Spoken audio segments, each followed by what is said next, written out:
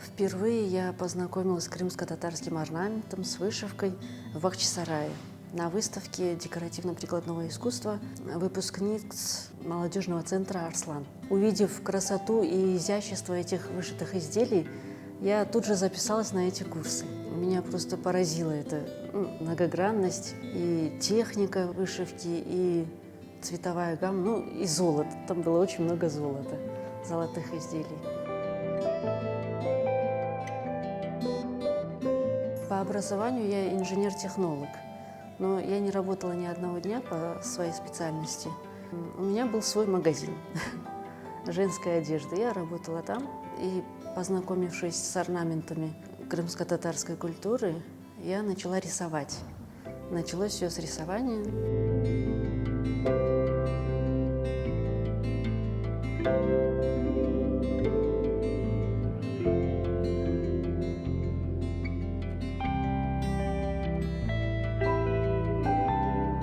Первое мое изделие было куранкап. Это был мой первый куранкап. Я вышивала его как дипломная работа по окончанию курсов вышивки. Там нас обучили выстраивать древо, пожелания будущей семье, каким ты видишь свою семью.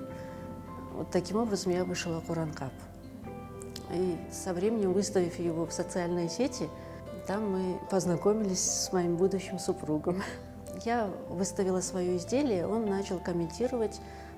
Естественно, там есть какие-то недочеты, так как это мое первое изделие. Завязалась переписка, общение. В общем, так мы познакомились. Я начала обучаться орнаментам. Мне это было очень интересно. Мы лепили чебуреки, на них рисовали орнаменты, обжигали их. Весь этот процесс меня очень увлекал. Так общение заходило все глубже и глубже. Таким образом, мы поженились в 2013 году. В 2014 году у нас родился сын Эдем. Далее, уже через 4 года, в 2018 году родилась дочь Найли. На этом куранкапе я обозначила чашу, это дом. Дом стоит на земле, но земля на корабле. А корабль – это возле моря, вода. Там был мальчик и девочка. В общем, все это осуществилось. Каким-то, может быть, это совпадение, но это сбылось. Это на самом деле еще больше сближает. Кажется, что невозможно находиться целый день рядом, постоянно вместе, но на самом деле это сближает. И получаешь очень ценные советы. Первым, кто увидел новое изделие, является муж. Мне это очень помогает. Главный зритель, естественно, супруг. Я сама критик, сама отношусь очень критично к своим изделиям. Если не нравится, я не продолжаю это. Могу заново начать или переделать. Потом, естественно, спрашиваю совета и взгляда мужа.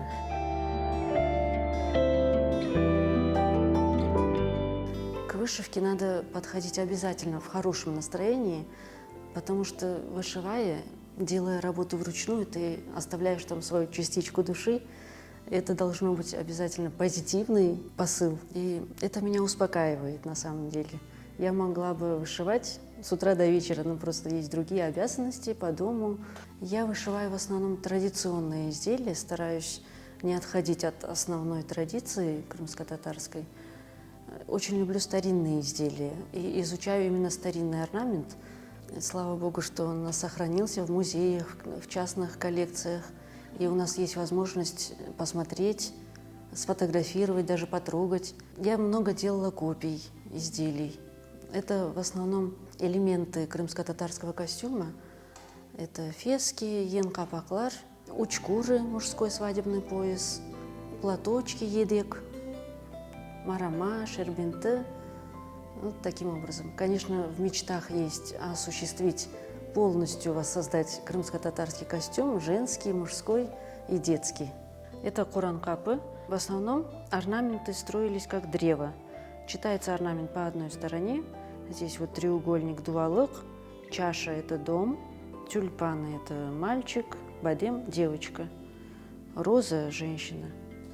Вот таким образом составлялся орнамент, что пожелание благополучия для этой семьи. Мелкие элементы – это берекет.